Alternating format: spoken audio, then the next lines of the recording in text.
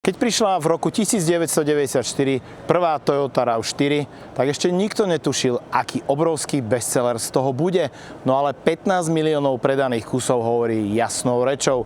A vo finále je úplne jedno, či to skutočne bolo alebo nebolo prvé SUV, pretože neodškriepiteľným faktom je, že to bola práve Toyota RAV4, ktorá spopularizovala a rozšírila triedu SUV medzi masy.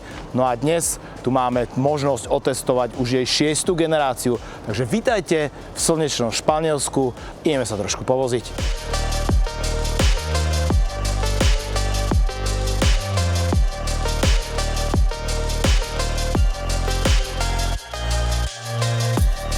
Autá nám už pomaličky odchádzajú z tohto parkoviska. Zdravíme Maroša z Top Speedu. Tá červená je mimochodom práve tá GR-ka, ale ja som si vybral auto, ktoré si myslím, že bude robiť asi najväčšie zastúpenie na cestách, pretože je to ten klasický hybrid, je to predný náhon a má takú nejakú lepšiu výbavu a hlavne túto veľmi zaujímavú farbu. Mimochodom dizajn, čo na ňo poviete? Ja keď som vám predstavoval toto auto na svetovej premiére, ešte vtedy v Belgicku, tak som si povedal, že OK, musím vidieť to auto naživo, ako sa mu bude páčiť, ale ja som veľkým fanúšikom tohto hranatého Toyota dizajnu, mne sa to celkom páči. No a potom už sú to len také milé detaily, ako napríklad čierne oplastovanie. Nie je to taký drsný plast, ako by sme možno čakali pri takomto aute, ale vyzerá to veľmi pekne.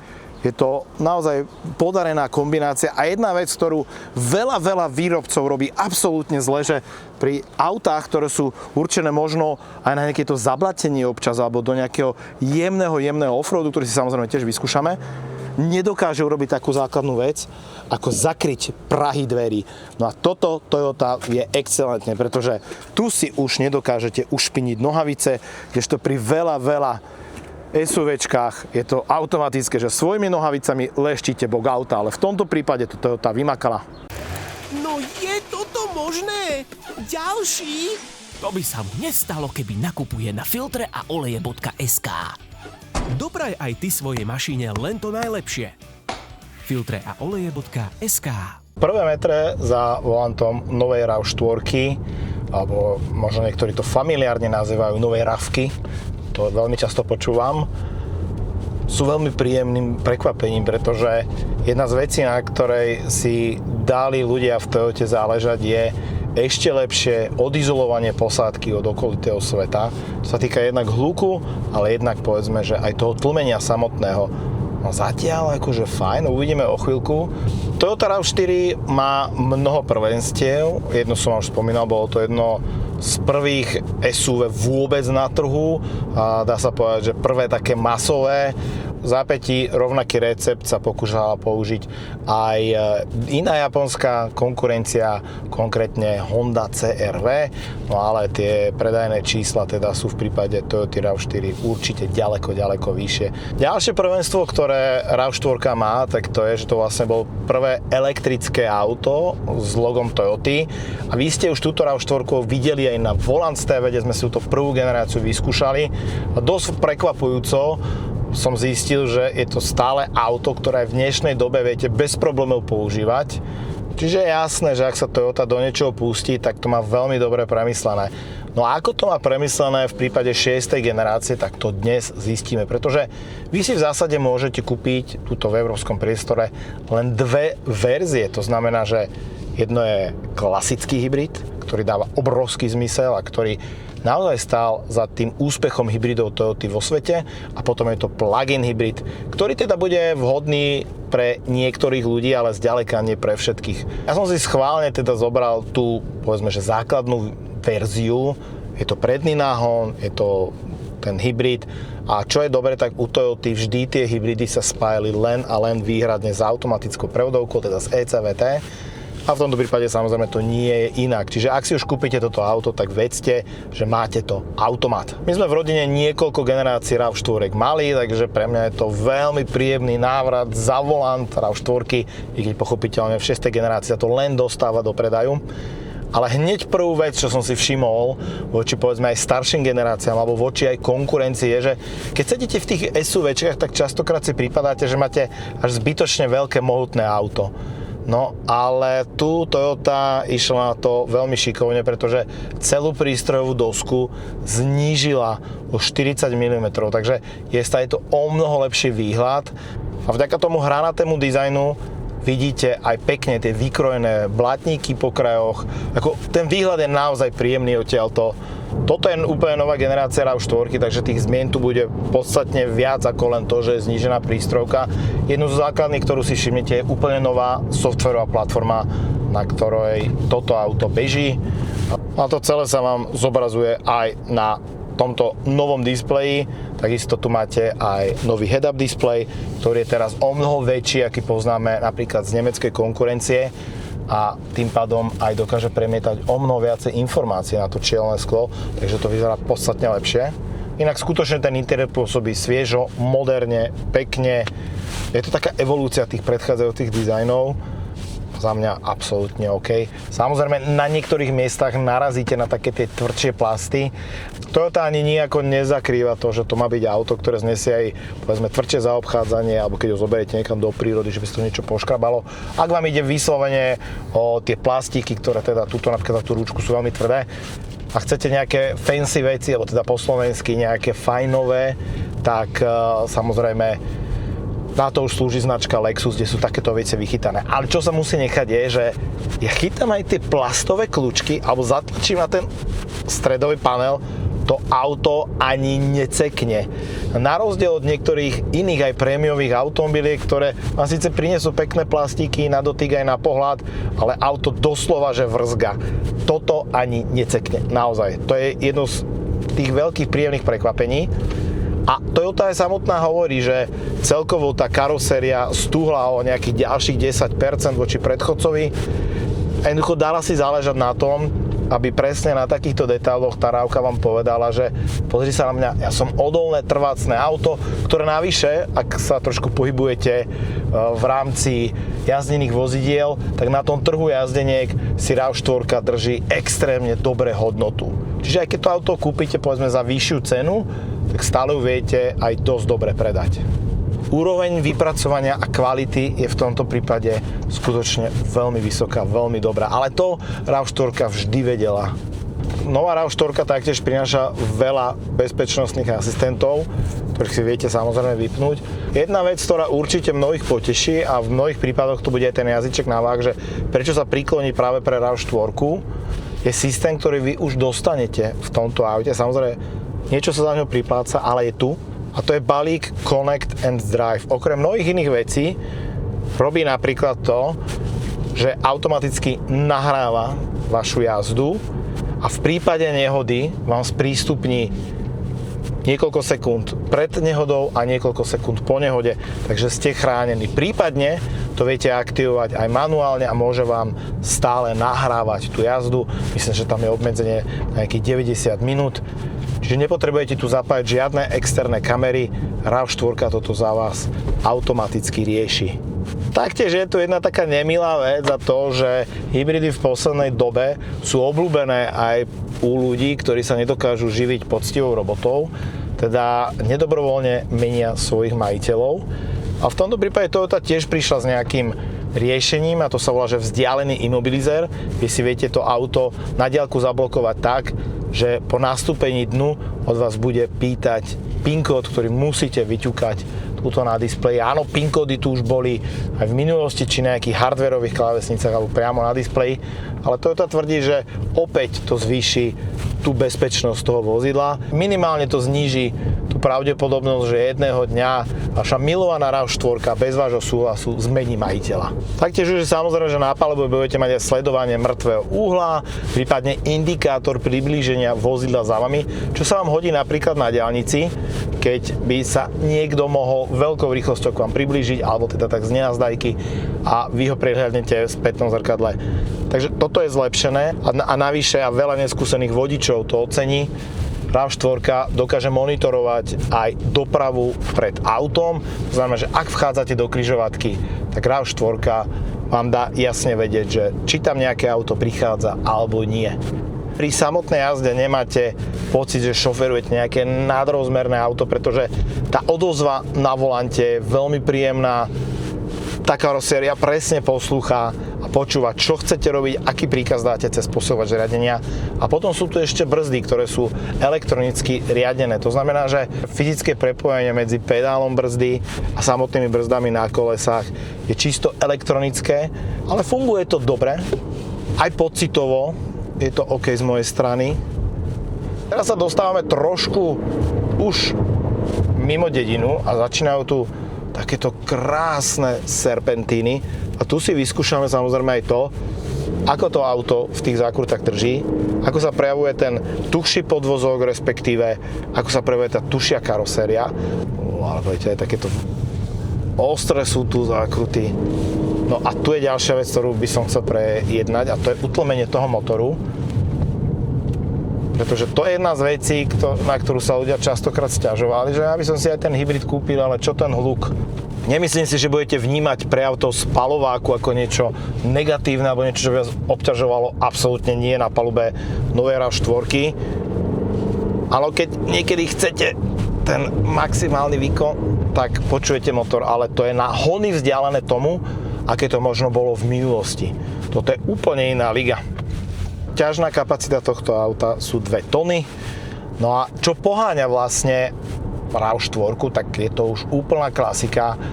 Je to motor, ktorý Toyota a Lexus používajú snáď úplne všade. 2,5 litrový atmosférický štvorválec. Chvála Bohu za tie 4 válce, pretože to je veľmi pekne vyvážené, veľmi pekný prejav má. A tu je spriahnutý s novou generáciou hybridného systému a určite vás bude zaujímať aj spotreba, pretože tá je veľmi dôležitá pri týchto autách. Voľakedy, ak ste mali povedzme, že čistý 2 liter v RAV-ke, tak ste sa kľudne, alebo aj s automatom, tak kľudne ste mohli olizovať aj tú 10 litrovú hranicu v meste. V tomto prípade Toyota tvrdí, že v tejto novej generácii sa hýbeme niekde okolo 5,5 alebo 5,7 litra na 100 km. A takto veľké auto s automatom, s týmto výkonom je to skutočne skvelá hodnota s tou dynamikou, pretože žiadna RAV4 v tomto prípade nebude akcelerovať z 0 na 100 v horšom čase, ako je 8,5 sekundy. Všetko už bude len a len nižšie. No ako to dosiahli? Jedna z vecí, ktorú veľmi obdivujem na Toyote je, že keď už majú dobrú vychytanú technológiu, tak stále ju vylepšujú. To je v zásade aj filozofia, ktorú oni volajú ako Kaizen, to znamená, že neustále zlepšovanie a vylepšovanie procesov a technológií. No a v tomto prípade išli napríklad tou cestou, že znížili veľmi masívne straty v rámci prevodového ústrojenstva, v rámci hybridu, plus urobili kompaktnejšie riešenia, zlúčili niekoľko komponentov do jedného a podobne. No a toto všetko má za následok aj teda zníženie tej spotreby. No to bola tá vložka, taká tá zábavnejšia, teraz je taká tá nudnejšia, to znamená, že ideme na diaľnicu a tam by som si chcel vyskúšať práve tú hlučnosť tohto auta. Jednak pri akcelerácii, ale jednak aj pri statickej rýchlosti, keď pôjdeme tou najvyššou povolenou rýchlosťou. Sám som zvedavý, kam sa táto RAV-ka dostala. Teraz vidíte RAV4 v jej prirodzenom prostredí, to znamená mestská zápcha a tu treba nechať absolutórium tomu, ako v týchto prípadoch je odizolovaný ten spaľovací motor od vodiča, od posádky. Cieľom konštruktorov bolo aj to, aby ste vy o tom spaľovacom motore, pokiaľ sa dá, ani nevedeli. A presne v takýchto zápchách je vypnutý, nič neriešite, nestaráte sa, proste nechávate to na ten manažment vozidla. Tuto je stopka, tam je akcelerácia na diaľnicu, tak si to hneď vyskúšame.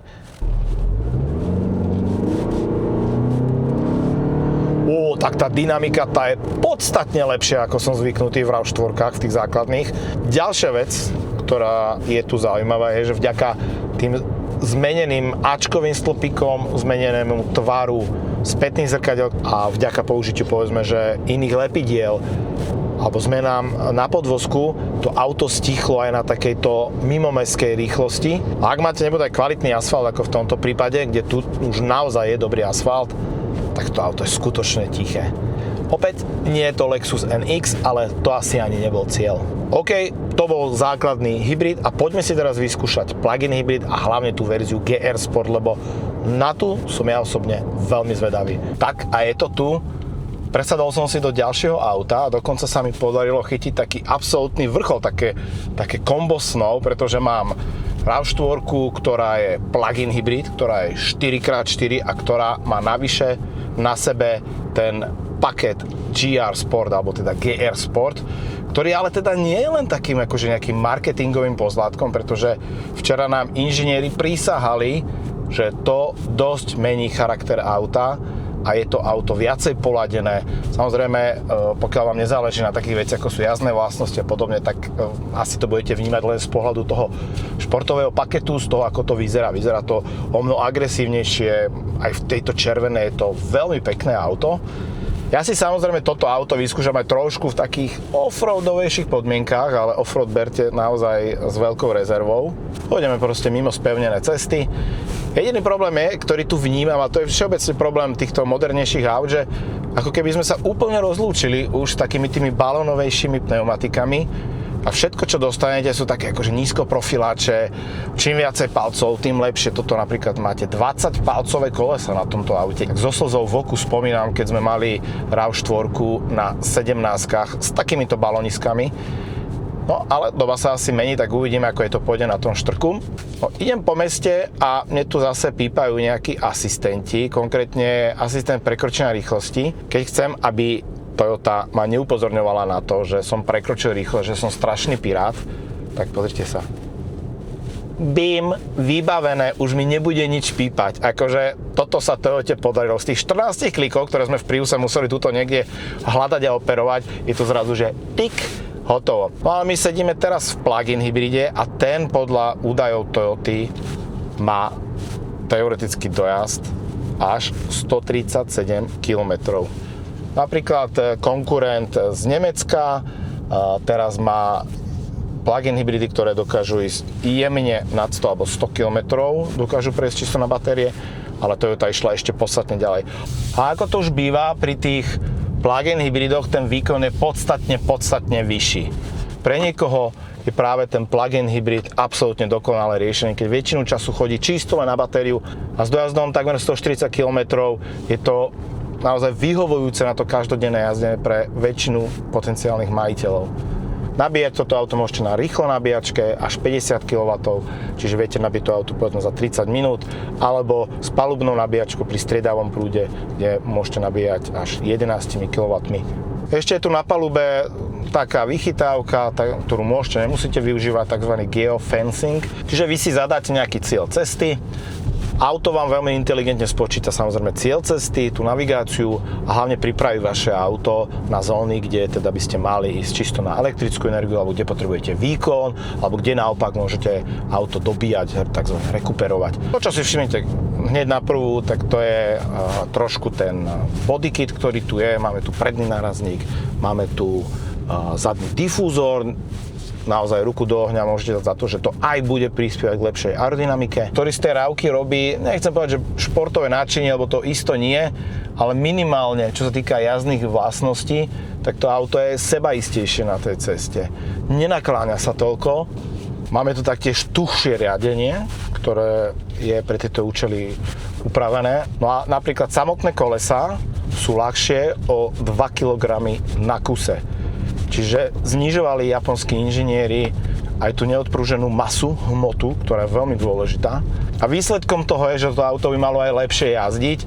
A hlavne to, že mať znak GR na kapote znamená, že máte naozaj o niečo lepšie auto. Tu máme iné tlmiče. Máme tu širší rozchod toho auta o 20 mm. Máme aj trošku širší ten bodykit o pár milimetrov, aby teda zakryli kolesa. Máme tu napríklad zmenené aj také drobnosti, ako je rameno, ktoré je vystúžené teraz. A keď sme sa už nabažili asfaltu, tak poďme na takéto krásne šotoliny južného Španielska, pretože časť majiteľov Toyota RAV4 a nie malá bude používať toto auto presne v takomto teréne. Samozrejme terén berte v úvodzovkách a s rezervou, ale toto je presne ideálne prostredie pre RAV4.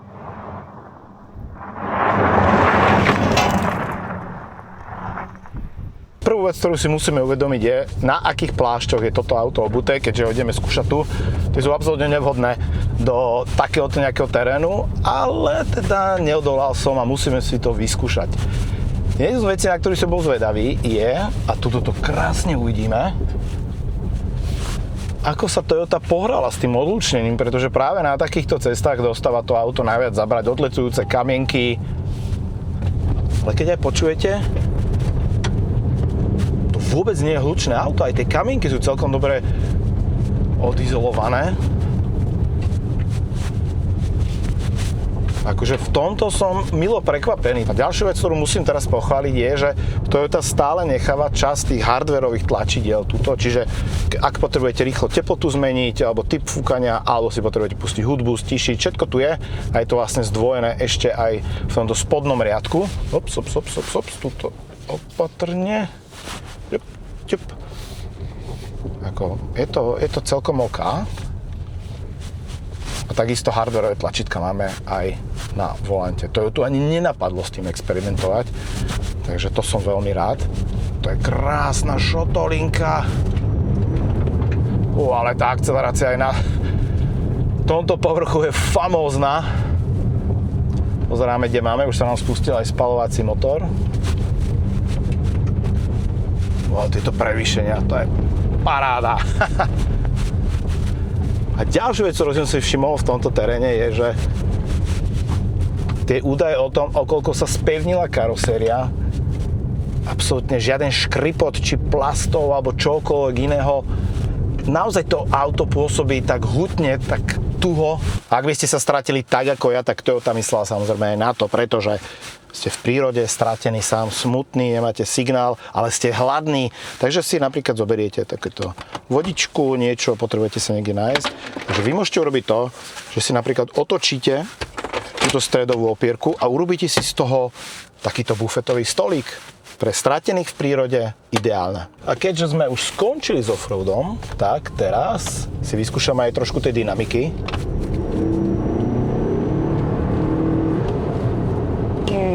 Akože veľmi príjemná dynamika. Toto sa mi na tejto RAV4 páči, že v jednu chvíľu viete chodiť aj takto mimo ciest, zabávať sa, auto to zvládne a potom hupnete na tento asfalt a auto funguje, ako keby sa nič nedialo.